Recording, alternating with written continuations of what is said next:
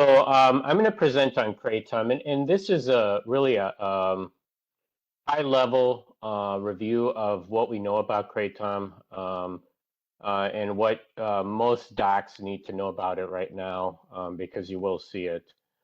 I have nothing to disclose. A couple of disclaimers. There are really no high-level human clinical trials using Kratom or any of its alkaloids at this point for treating any condition that would warrant any definitive statements regarding the purported clinical benefits or risks associated with human use of Kratom or its alkaloids.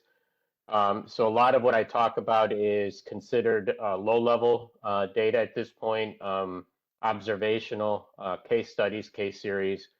But I'll attempt to present a balanced presentation of the potential risks and benefits of Kratom and its alkaloids based on the currently available data, most of which, like I said, is derived either from bench research, so laboratory studies of tissue responses, pharmacology, animal studies, and some low-level preclinical and clinical reports, and use of pharmaceuticals for off-label indications will be discussed, and I'll identify in the slides as off-label. I mean, it'll say off-label. So the objectives, recognize the two primary psychoactive alkaloids in Kratom and be able to speak to their pharmacology, understand the purported therapeutic potential of Kratom and its primary alkaloids in humans, be able to discuss the risks associated with the use of Kratom, including the differential risks associated with the two primary alkaloids. We know less about some of the other alkaloids, and I'll kind of get into that briefly. And then be able to discuss treatment strategies for Kratom use disorder if you identify that. So first of all, it's important to understand the legal status of Kratom and its primary alkaloids in the US and especially in Wisconsin. Here in Wisconsin, Kratom and its primary alkaloids are currently Schedule I controlled substances. There is a significant lobbying effort underway from the American Kratom Association to change the current schedule of Kratom. Wisconsin is one of a handful of states where Kratom is currently a Schedule I controlled substance, i.e. illegal to possess, manufacture, or distribute. And Kratom and its primary alkaloids are currently considered substances of concern by the DEA, but are not scheduled federally. This is kind of a graph of the legal status. It's not the best picture, but essentially currently it is illegal in 6 states, Alabama, Arkansas, Indiana, Vermont, Wisconsin, here in Rhode Island. And then there's a number of municipalities across the United States that have decided to make it illegal for different reasons. For example, in Florida, it's legal for use in the state, but banned in Sarasota County. It's similar to the concept of dry counties. So you have to know the legal status when patients ask you, hey, can I use this? Is it legal? Many people still believe that it is legal because it is legal in Illinois. It's legal in Minnesota. You know, patients will go across the border. I live in a border county, and so people will go down to Illinois, purchase it, bring it back up, thinking it's legal to use here. So it's something to know. The primary psychoactive alkaloids in Kratom are really 2. Mitragynine is the primary alkaloid. It's 66% of the Kratom's alkaloid content. Now, keep in mind that in a whole leaf product. So if you take whole leaves and you crunch them up, you dry them, you crunch them up, make a powder, 2% of what's left in that dry powder is alkaloid. So of that 2%, 66% is mitragynine. And 2% of the alkaloid content is 7-hydroxymitragynine. So obviously, if you're doing math, that's only 68%. So obviously, there's other alkaloids that are also psychoactive. And in fact, they've discovered at least 40 now that I'm aware of alkaloids, most of which have some type of psychoactive activity. But these are the 2 primary ones that are typically discussed in the literature. And mitragynine is by far the one that has garnered the most interest. Mitragynine, like I said, makes up 2% of raw leaf material.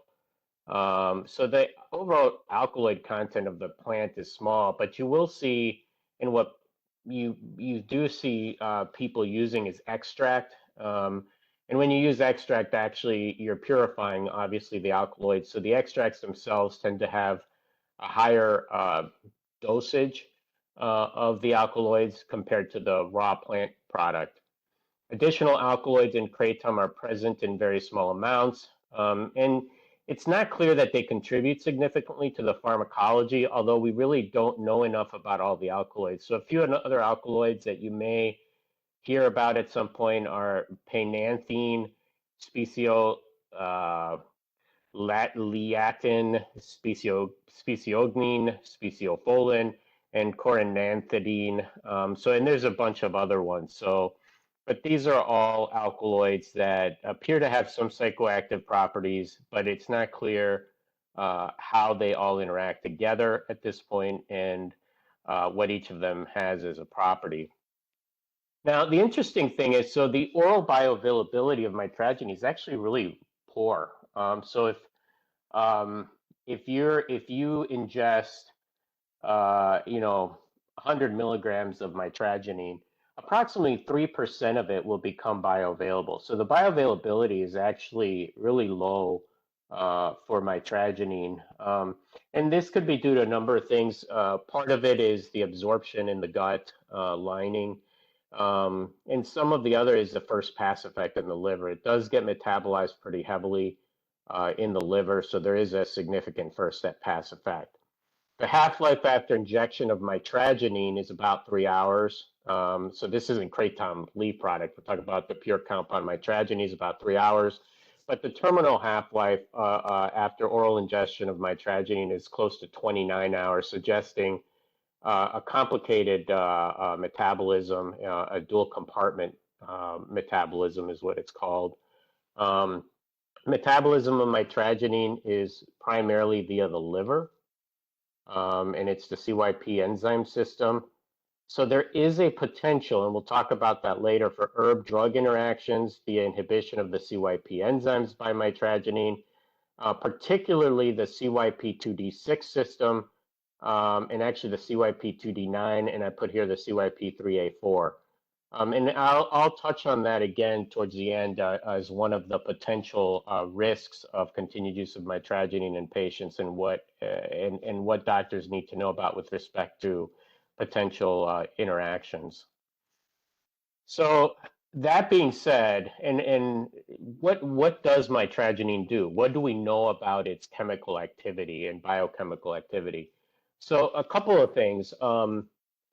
You may have seen the FDA did a modeling, and I don't know if people have paid attention, but the FDA had done a modeling study using computer modeling of what the chemical structure would indicate it would interact with. And they found correctly that it does interact with the opiate receptors and classified mitragynine as an opiate. This has clinical implications for me in addiction medicine, which I'll discuss later, but it also has some legal implications, at least for physicians, as far as how to treat it. But mitragynine is unique. It is not a traditional opiate by any means. Obviously, traditional opiates, particularly opium, morphine, heroin, they're all derivatives from the poppy plant, so they come from a different plant altogether. And their chemical structure is quite different. Mitragynine does have mu-opiate receptor activity. It is a partial agonist at the mu-opiate receptor. Unlike morphine, and this is where it's unique, it activates the receptor via G-protein coupling pathways, not the beta-arrestin pathway. So traditional opiates tend to activate the mu-opiate receptor via the beta-arrestin pathway. And the latter, this beta-arrestin pathway really is linked to respiratory depression and overdose deaths. And so the thought is, and again, we don't have any high-level clinical studies to corroborate this at this point, but the thought is that because of the interaction with the receptor and how it interacts with the receptor, mitragynine may be, and probably is from real-world data, likely is much safer than traditional opiates because it doesn't tend to lead to the respiratory depression, at least at what we would consider normal doses with respect to traditional opiates. So, and that's important, and that's one of the reasons that the study of mitragynine and kratom has garnered a lot of attention, is that it seems to activate the mu receptor, but it doesn't seem to carry the same risk as traditional opiates. Mitragynine is purported to be responsible for most of the analgesic effects of mitragynine, but I will caution this by saying that 7-hydroxymitragynine, which we'll discuss, actually is a much more potent mu-opiate receptor agonist and may be responsible for some of the more addiction potential, the higher addiction potential of kratom as a plant. Mitragynine may have a lower overall abuse or addiction risk or liability compared to the 7-hydroxymitragynine. Why do we know that this? How did we know clinically this attached to the receptor? Well, interestingly enough, the effects are competitively inhibited by naloxone. In other words, Narcan reverses the mu-opiate effects, particularly the analgesic effects. When a animal, for example, or an individual has been treated with naloxone, it has reversed those effects. A lot of these studies are in animal models of pain, and when they pre-treat the animal with naloxone, the mitragynine does not appear to have analgesic effects. So we know that it appears that the mu-opiate receptor is primarily responsible. The interesting thing about mitragynine is that it also has activity at two other opiate receptors, the kappa opiate receptor and the delta opiate receptor. Now, unlike the mu-opiate receptor, at the kappa and delta receptors, it is an antagonist. And so it blocks those receptors, which is actually a very interesting thing as well. So kappa opiate receptors have been linked to mental illness. Agonizing or an agonist at the kappa opiate receptors, for example, ketosarin, will actually produce symptoms similar to the negative symptoms of schizophrenia. And so an antagonist is thought to do the opposite and may actually elevate mood and help with depression. So this may also be an interesting pharmacological property of mitragynine that can be utilized. It may have some antidepressant effects. And we really don't know as much about the delta receptors and their actions and how interaction with the delta receptor affects overall physiological function. We're learning more. They appear to modulate the way some of the other opiate receptors function. But one of the interesting things about this receptor profile on the mu-opiate receptors is it's very similar to something we already have in clinical practice.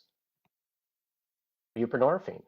Buprenorphine is a partial mu-opiate receptor agonist, and it is an antagonist at the kappa receptor and mild antagonist at the delta receptor as well. So buprenorphine, interestingly enough, is has a very similar receptor profile. The difference is, again, buprenorphine does activate the beta-arrestin pathway. It just does it in a partial agonist way versus the full agonist of morphine. So buprenorphine may carry a slightly higher liability risk as far as respiratory depression than mitragynine. Again, we don't know. There's no high-level human trials, but from a receptor stimulating perspective, it appears that that might be the case. Now, unlike buprenorphine, mitragynine has a bunch of other receptor activation. So mitragynine is what I like to call a cluster bomb. It is not a smart bomb. A smart bomb is a bomb that targets a specific target. Mitragynine is really a cluster bomb. It hits a lot of different receptors. So it produces a lot of psychotropic effects, which may interact to produce an overall effect. So the other receptors that are involved in its activity are the adrenergic receptors. So it has significant adrenergic receptor binding. It is a non-selective agonist at the alpha-2 receptor. So think clonidine or guanfacine, or lofexidine is another recent addition to the armamentarium. So it's an alpha-2 agonist. It also likely contributes to some of the antinociceptive effects. One of the things people forget is that clonidine and some of the alpha-2 agonists have been utilized for chronic pain. They tend to decrease nervous system transmission, so it decreases particularly neuropathic pain. And I use clonidine extensively in patients with chronic pain, particularly of neuropathic origin, in addition to some of the other agents that we tend to use, like SNRIs and the GABAergic substances. So clonidine does contribute some to antinociceptive effects. And the reason we know that is, again, in animal models, when they've used mitragynine, if you actually use an alpha-2 antagonist, it will decrease the antinociceptive effects of mitragynine. So we know that not all of the analgesic effects of mitragynine are based off of the mu-opiate receptor, but also because of what it does to alpha-2 receptors. It is also a non-selective agonist at the alpha-1 receptor. And it's important to realize that we use alpha-2 agonists to treat opiate withdrawal because it relieves it. So mitragynine may have a dual function in helping people who are trying to use it for detox, in helping them come off the opiates. It serves as an alpha-2 agonist, but it also has some mu-opiate activity. And that may be one of the reasons people utilize it to help them come off of opiates. It also has serotonin receptor binding activity. So it also hits 5-HT2A, 5-HT1A, and it is a competitive antagonist at the 5-HT2A receptor. It is a competitive agonist, weak competitive agonist at the 5-HT1A receptor. So again, now we're thinking the serotonergic drives. Again, now more involved with mood and possibly some antipsychotic properties of mitragynine. And then it also has dopamine receptor binding. There are 5 subtypes of dopamine receptors. Mitragynine as a pure compound, not in the kratom, not as the mixed kratom alkaloid mix, but as a pure compound, appears to be a weak D1 agonist and a weak D2 agonist. Actually, I think that's supposed to be, it appears to be a weak D2 agonist. The interesting thing, though, is that when you take the kratom leaf extract, so if you take mitragynine as a pure compound, it's an agonist at D1 and D2. But when you use the kratom leaf extract, which obviously contains all of the alkaloids in various concentrations, the kratom extract itself acts like a dopamine receptor D2 antagonist, which is what we see with our more typical antipsychotic agents like haloperidol. So there is some suggestion that perhaps kratom leaf extract, in other words, the whole alkaloid component, the alkaloids put together, may be a substitute for traditional antipsychotics. It's not clear yet. Again, these are all theoretical lab-based receptor binding things. I mean, and we don't know for sure clinically how it's going to affect human beings at this point. Cannabinoid receptor binding, we do know that mitragynine also has some activity at cannabinoid receptors, but we don't know much yet. I've only seen one again, laboratory study discussing it, and it's not clear exactly what that, how strong that binding is and what it entails. 7-hydroxymitragynine is actually a metabolite. So if you take mitragynine, a small portion of mitragynine will be metabolized. It's an oxidized, so 7-hydroxymitragynine is an oxidized mitragynine moiety. There's two different oxidation pathways, and that's one of them. So some of the mitragynine will be metabolized to 7-hydroxymitragynine.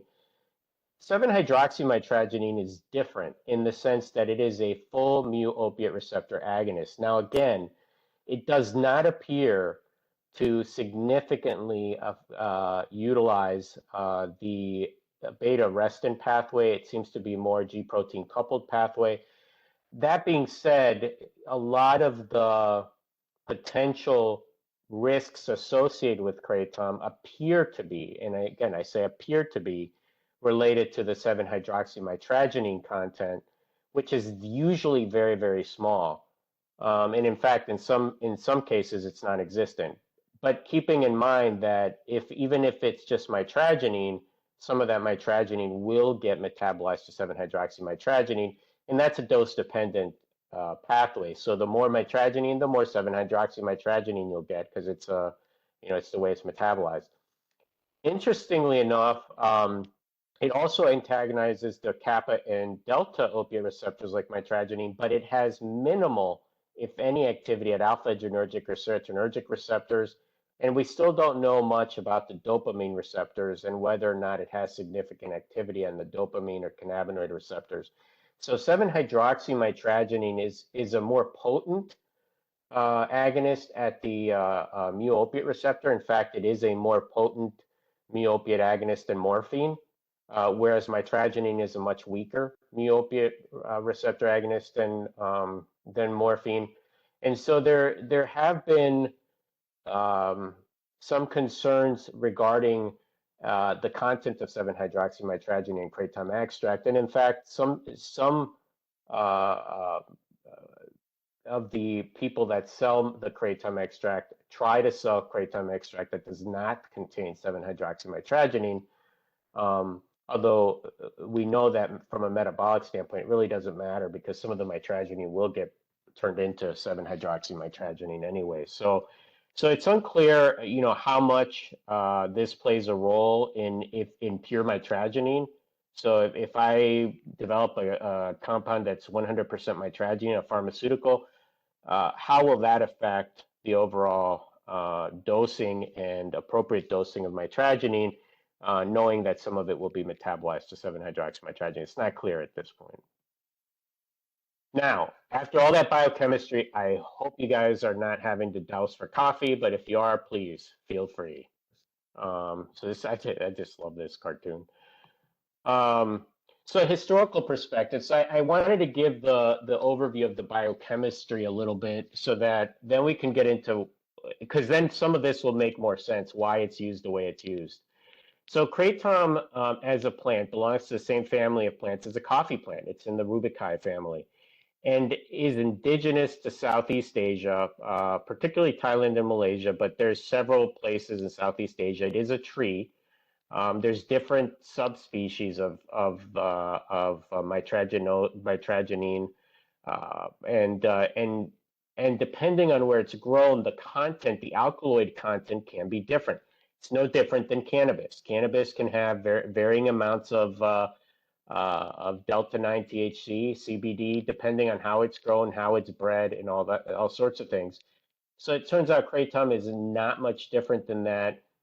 From place to place, the content seems to be pretty consistent. So if you're growing it in Thailand in a specific area, it tends to have fairly similar alkaloid content versus Malaysia, which will have its own alkaloid content. So you'll see different types of kratom. So patients may say they're using white powder kratom or green powder kratom, and some of it has to do with the part of the plant that's being used, and some of it has to do with where it's grown. I mean, so you'll see that. It's traditionally been used by field laborers. So in its indigenous lands, the farmers, field hands, people that were working outdoors a lot would actually just take some fresh leaves and chew them, kind of like the indigenous people in Colombia did with cocaine. So they would put some leaf in their mouth, they would just chew it, and you would get some sublingual absorption, but you'd also just swallow it and you'd get some absorption of the mitragynine. At low doses, mitragynine acts as a stimulant that's more similar to caffeine or coffee than it is to opiates. So at low doses, it actually is stimulating. Once you get to higher doses, it actually can be more sedating, and has more of the analgesic properties because now you're stimulating more of the opiate receptors. So it's a very interesting compound, and in the way that they used it in indigenous lands, a lot of times with the dry leaves or the fresh leaves, they weren't getting a significant amount of the alkaloid when they're chewing it. And so many people would find that they would be a little bit more energized so they could complete their work. It also allowed them to give them a little more stamina to work in the hot sun all day. And that's how people became aware of some of these properties. It is used as a syrup, so they have a way of creating a syrup, which is sort of a decoction of the dry leaves and plants that they also will mix with something else to drink. And that tends to be a little bit more potent and has more of the analgesic effects. It's also been used as an opium substitute in Southeast Asia in many various formulations. They use it to treat chronic pain and to prevent opiate withdrawal, and they've used it as a substitute for opium to feel good, to get some euphoric effects. And it has been smoked. It's been known to be smoked, but it's in Southeast Asia. We have not seen that in the U.S. at this point. At least I haven't. So what about the United States? So in a survey that was published in a special issue of Frontiers in Pharmacology, it was an entire issue in Frontiers in Pharmacology, essentially dedicated to what we know about Kratom and both the pharmacology, risk benefits, and potential therapeutic benefits. The authors noted that the lifetime use was reported at approximately 11%. In their sample with past year use of approximately 7%. Now the sample was about 2,100 individuals. So 11% of those individuals reported a lifetime use and 7% past year use. Typical individuals reporting use is white, younger, at least high school educated, employed and above the poverty line. This has remained pretty consistent over the past couple of decades. I mean, it tends to be a suburban, white, younger, somewhat educated individual who appears to be employed. I mean, Kratom is not cheap. And that's the typical demographic at this point, although it is increasing in use in other demographics as well. Lifetime non-medical opiate use. So someone who's using opiates in a manner for which it was not intended was associated with a 5 times greater likelihood of past year Kratom use. In other words, if you've used opiates or misused opiates in a way they weren't intended to be used, you're at 5 times greater likelihood of having used Kratom in the past year when asked. Opiate use disorders are more associated with Kratom use as well for different reasons, and we'll kind of discuss that.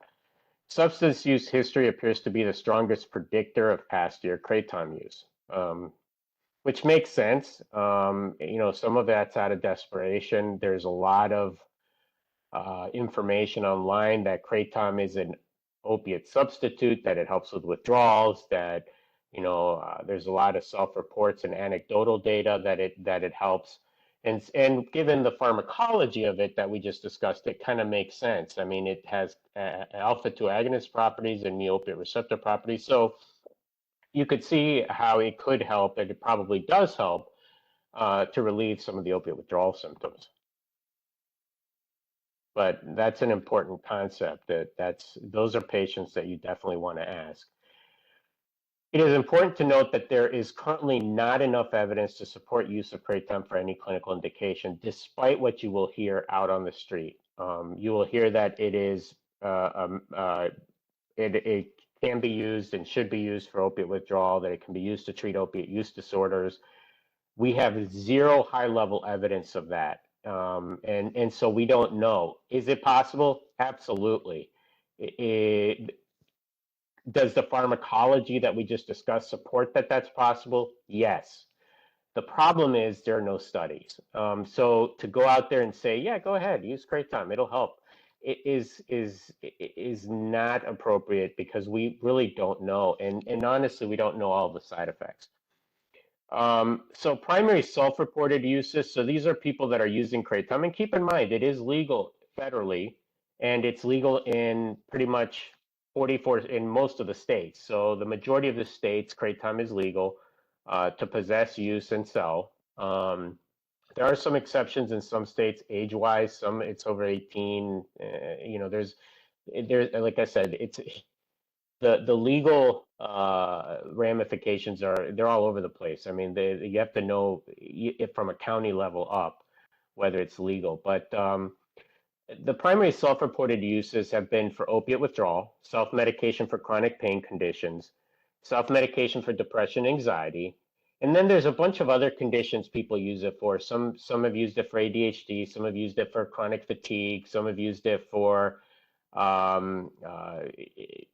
getting through their day, just like they do in Southeast Asia. And then there's obviously recreational use. But in all honesty, recreational use does not appear to be a major component at this point, at least in the United States. And there's a lot of reasons for that. First of all, every other drug is dirt cheap. Kratom is not that cheap. So, you know, if you're going to use something recreationally, I can tell you most of my patients aren't going to be using Kratom. But most of my patients, if they use Kratom, they use it for either opiate withdrawal treatment, which is the majority of mine because I'm an addiction specialist, or they've used it for chronic painful conditions. For pain management, again, there's no clinical trials to support recommendations for use of Kratom or its constituents for pain management at this time. Pharmacology in animal trials and at least one high-level preclinical trial in humans suggests potential efficacy for Kratom for treatment of pain. There is a one double-blind, randomized, placebo-controlled trial. It's a very well-done study. It's the reference that's at the bottom of the slide regarding the use of Kratom. And it's a decoction of Kratom in this study. So it's not just mitragynine, it's the full alkaloid spectrum of the plant to assess pain tolerance. So what they did in this study is they took volunteers who were Kratom experienced. In other words, because we don't know enough about Kratom, they didn't want the ethics of it to get in the way of the study. In other words, if you give Kratom to someone who has never had Kratom and it turns out that Kratom has an addiction potential, you may have created a harm without knowing it, and especially if you're studying it for something other than addiction. So what they did is they said, well, these people are already using it, so let's have them come in and let's actually control the dose they get. So what they did is they created this decoction of, which by the way, obviously, it screws up generalizability. Just, I mean, so we're clear, this study has its issues, but from a standpoint of a plant study, I think it's actually pretty ingenious. So they took Kratom, they did a Kratom decoction, which contains all of the alkaloids, and then because of the taste, it's a very bitter taste apparently, which is not surprising because coffee itself is a very bitter taste. So they masked the taste by using indigenous vegetables that were grown in Southeast Asia that have also a bitter taste, and they did a decoction of those vegetables, and then they added sugar to try to equalize the taste. So they had, you know, they tried to make it so that the taste was fairly similar, and apparently it was fairly successful because in the studies to try to in the part of the investigation was to make sure that there was no unblinding so that people didn't know the difference, and it looked like people couldn't tell the difference, at least from the taste standpoint. So anyway, so they gave, so they did 3 doses for each individual. One of the doses contained active Kratom alkaloid, and the other 2 doses did not. And then in a couple of them, they had 3 doses that were just placebo. So And what they did is they would give them this dose, so they would pre-medicate.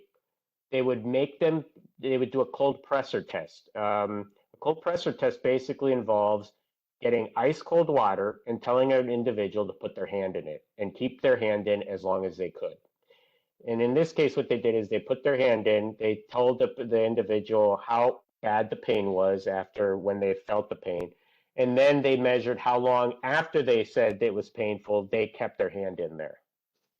And it turns out that, at least in this study, the individuals that received the kratom decoction had a significantly greater time that they could keep their hand in. And I'll show you that in the next slide. So it's kind of interesting. It's one of the best studies I've seen to look at pain. Again, it's preclinical because you're not treating patients with pain.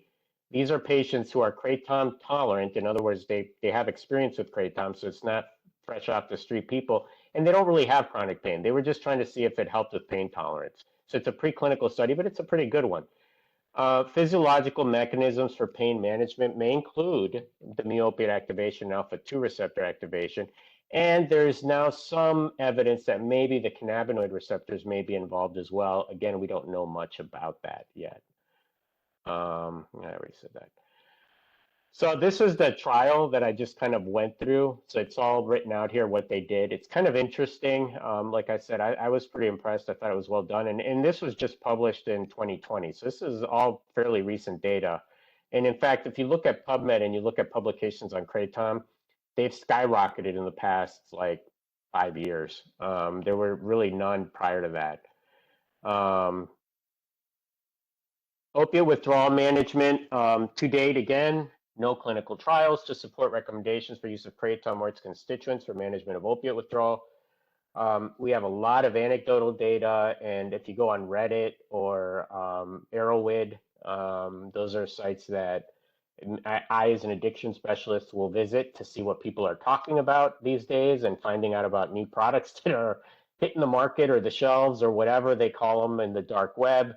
So I know what to expect coming up. But if you go on those sites, you're going to see a lot of information about how to use it, what to use for what types of symptoms. And opiate withdrawal is a big one. So people are using it to help them come off of opiates. There is obviously pharmacological evidence to support potential for clinical utility to manage opiate withdrawal, both via the mu-opiate receptors and the alpha-2 agonist activity, because think buprenorphine, clonidine, or lofexidine. I mean, the clonidine or lofexidine are alpha-2 agonists, and the obviously buprenorphine works via its mu-opiate receptor agonism. So there's good clinical or biochemical evidence that it should help with withdrawal. And animal data supports role of mitragynine to mitigate opiate withdrawal symptoms. They've done multiple studies in rat models. Most of the evidence in support of kratom for use in opiate withdrawal management is anecdotal, self-report, or historical. Adequately controlled trials are necessary before use of kratom or its alkaloids in management of opiate withdrawal is recommended. Especially, and this is an important component of this, especially when we have good evidence-based alternatives which are already FDA approved and cleared, and for which we know the risks and the benefits, including buprenorphine, naloxone, lofexidine, and clonidine. And I'm not saying clonidine is, a gift. Trust me, it doesn't. It's for most people, it's they don't like it as much as buprenorphine, but we have alternatives. To date, there are no, what about the opiate use disorder, the actual addiction to opiates? Again, no clinical trials, so it cannot be recommended. Pharmacological, again, the evidence supports the potential for use, same as for withdrawal. The interesting thing about using it for opiate use disorder is going to be the half-life. So the key, if you think about agonist therapy for opiates, what differentiates the medications we use for treatment of opiate use disorder, the agonists from regular traditional opiates, it's the half-life. So both buprenorphine and methadone have very, very long half-lives. Now, buprenorphine has the added advantage that it's not a full mu-opiate agonist, which mitragynine has.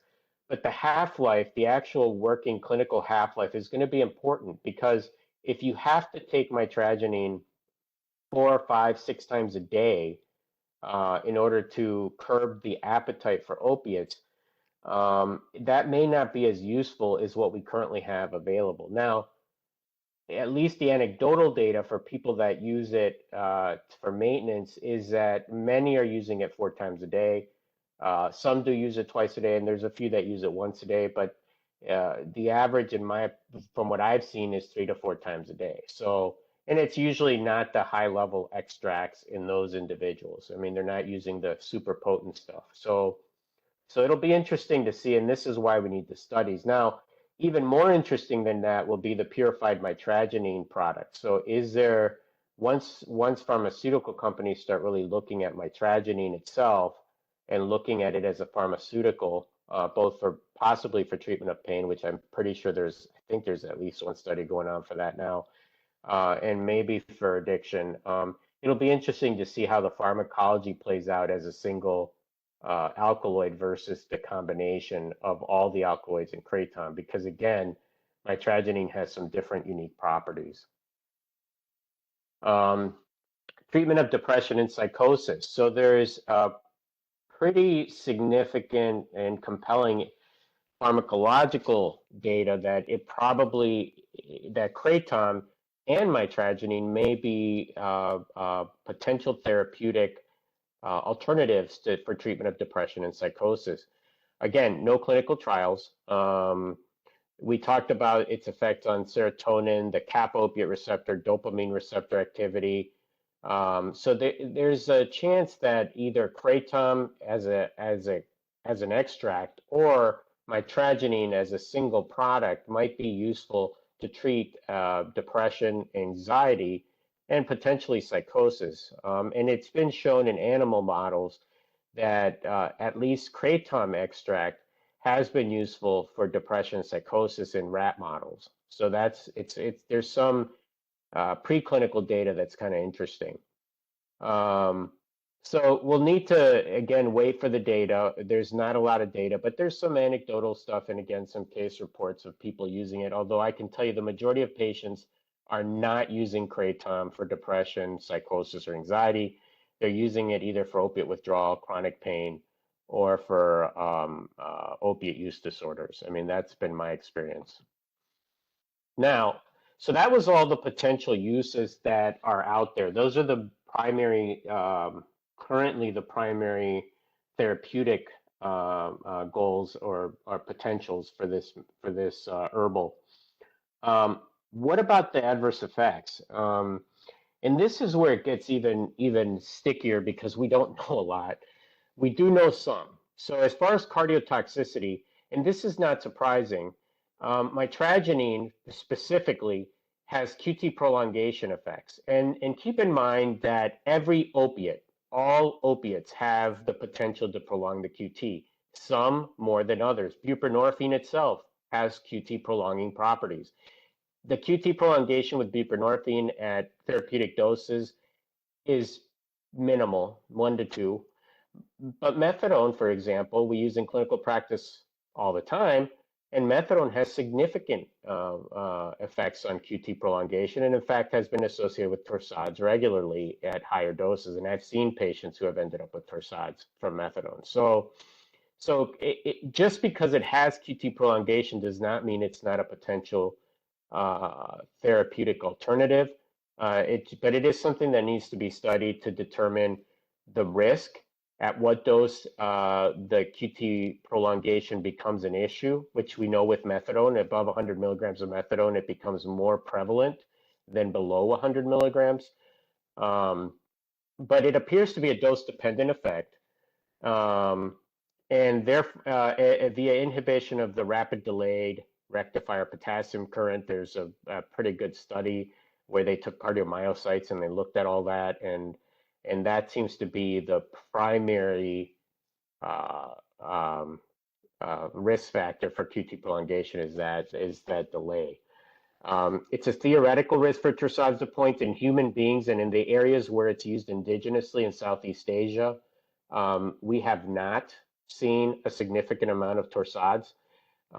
Now, keep in mind that in Southeast Asia, typically they use it very differently than what's happening in the States, where it's a lot of extract. So the potency and dosing is different. So at higher doses, it may be a much bigger risk. We don't know what that dose is at this point, but it's a theoretical risk based on lab studies. But I personally haven't seen it. It may be that was associated with some of the deaths that we've seen, particularly the polysubstance deaths and overdoses. But it's unclear. In one clinical study examining real-world consumption of Kratom, there was no demonstrated torsade de pointe, but they did show an increase in QTC interval in a dose-dependent manner, which is what we saw in the lab. So we know it increases QTC. We don't know clinically what that means at this point as far as as far as the risk for torsades, because we haven't seen it in humans at the dosages that people are using. Case reports suggest that kratom consumption may be associated with ventricular arrhythmia and cardiopulmonary arrest. There are some case reports. And then keep in mind that methadone also, like I said, has a dose-dependent effect in QTC prolongation, and it's approved for clinical use. And we have many drugs in our armamentarium that increase QTC, most of the antipsychotics, obviously methadone, and we still use them because the benefits in certain populations outweigh the risks. But it's something to keep in mind, and we need to know more about this effect. Hepatotoxicity is better known. So hepatotoxicity is measured, so it's tracked. There's several networks that you can report toxicity to, and then they investigate it. All of the information available on hepatotoxicity comes from case reports and case series, including reports to the Drug-Induced Liver Injury Network, or the DILI network. There's also, they also call them HILIs, Herb-Induced Liver Injury. Majority of cases involve the development of mixed or cholestatic symptoms. Most that I've seen are cholestatic symptoms. So you see bilirubins go up pretty quickly. So you see jaundice, pruritus, abdominal pain. The average bilirubin is in the 10 to 12 range. And they usually come in with the jaundice and the pruritus and abdominal. I mean, those are the three main symptoms. Fatigue is common. So some of the pretty classic symptoms of acute liver disease. Prevalence appears to be increasing with kratom use, with the increased use of kratom, as indicated here. So these are reports to the DILI network. So 2004 through 2019. Obviously there's a couple of years where there were no reports in 2010, 11, and 2012, 13.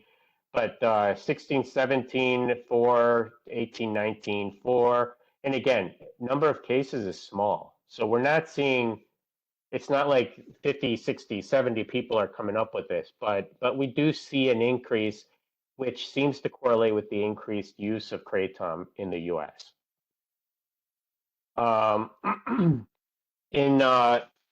In this article published in the World Journal of Hepatology, where they discuss the potential for liver injury with different herbs and substances, and they grade them from A to E as far as the risk in liver tox. Kratom is a B category hepatotoxin. In other words, it is known or highly likely hepatotoxic with 12 to 50 cases described. A would be well-known liver toxicity with greater than 50 cases described. So it's not an A, but it is a B. So kratom is known and has been known to cause or potentially cause hepatotoxicity. We also know, and there is growing data, that there are certain haplotypes or genetics that seem to develop the hepatotoxicity. So there are certain genetic risk factors for using kratom and developing that. Dr. Bluestein, I have had a couple of patients using kratom reporting becoming overly aggressive and emotionally explosive. Yeah, again, remember that mitragynine is a dopamine agonist. As the alkaloid itself, so all the alkaloids, so the extract seems to have dopamine antagonist effects, but it's noradrenergic. I mean, it stimulates alpha, it stimulates dopamine.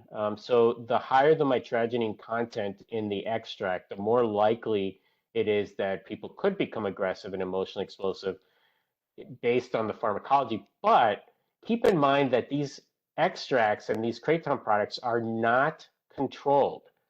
So it might not be kratom at all causing those symptoms. It could be a contaminant. It could be an additive. One of the problems with overdoses has been that in many cases where kratom hasn't been involved, we know that it wasn't just kratom. For example, there's a substance called krypton. I don't know where they come up with these names, but krypton, which is kratom plus O-desmethyltramadol, and that's a problem as well. Yeah, I know I'm running out of time, so I'm going to go pretty fast. Treatment is conservative for hepatotoxicity. The key, obviously, is discontinuing the kratom immediately.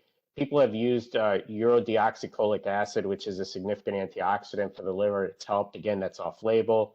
N-acetylcysteine has been used, and that's also off-label. Seizures have been reported with kratom as well. They're typically generalized tonic-clonic type seizures. It's similar to the risk of tramadol. It appears to be, again, a stimulation of adrenergic and serotonergic receptors. And again, kratom use disorder has been described. I've published a couple articles on that. It's important to note that despite what the kratom industry will tell you, multiple case reports and case series demonstrate that the addiction potential of kratom in humans.